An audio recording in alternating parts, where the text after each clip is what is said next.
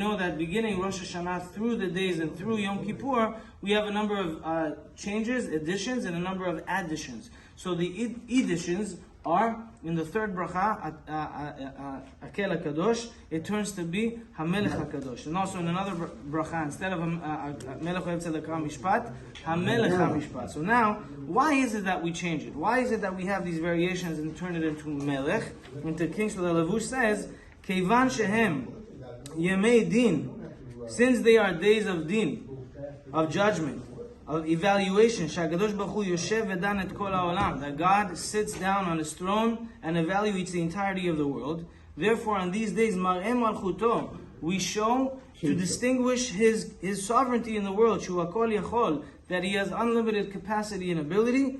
U'Malchuto B'kol Mashala, His kingdom really overrides every single component and element of strength. And therefore, we add HaMelech HaKadosh and HaMelech HaMishpat. The question is, what happens if you made a mistake?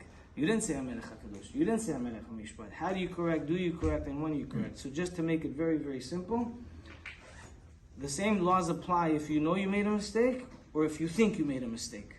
Sometimes you could be in the middle of that tefillah, I'm not sure if I made a mistake, I'm not sure that, if you're unsure, that means you made a mistake. Why? There's a chazakah, there's an established measure of probability that we know that normally the whole year you say Hakel HaKadosh. So there's no justification to believe that you will say HaMelech HaKadosh, and that's strong enough to require you to return back to your bracha. However, if you corrected yourself within about Toch Kedei Dibur, which is Shalom Alecha Rabbi, then it's about 3 seconds or less. Then you could go ahead and fix yourself, unless you started the following bracha. So very, very simple. If I made a mistake, if I started the following bracha, I have to go back to the very beginning of the Amidah.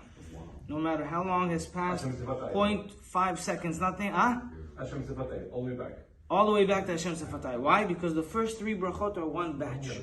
That's in the Akel HaKadosh. Now, HaMelech HaMishpat, or Melech HaMishpat, if you don't have to go back unless you finish the whole Amidah. If you finish the whole Amidah, which means you said the Yula Ratzonim Refi, the second one, then you have to go back all the way to the beginning. If you didn't say the second Yula Ratzonim Refi and you're still somewhere over there in the middle or before the end of the tefillah, you go back to the bracha of HaMelech HaMishpat to correct that. So just to summarize, and you say just the bracha, and then you have to finish from there? From the bracha, and you keep on going the whole thing. That's a very good question. And so just to summarize, we have these 2 components. If you fix yourself and you didn't yet start the bracha afterwards, then you can go ahead and correct yourself right away. Or even if you didn't start the bracha afterwards, in the first one, if more than about 3 seconds pass, you have to go to the beginning of the Amidah. And B'ezrat Hashem tomorrow we'll ask another question about Zochenu L'chaim and what happens if you want to skip those additions so that you can make Kedusha in the Chazara. We'll B'ezrat Hashem speak about it tomorrow. Buenos dias and Chazakim.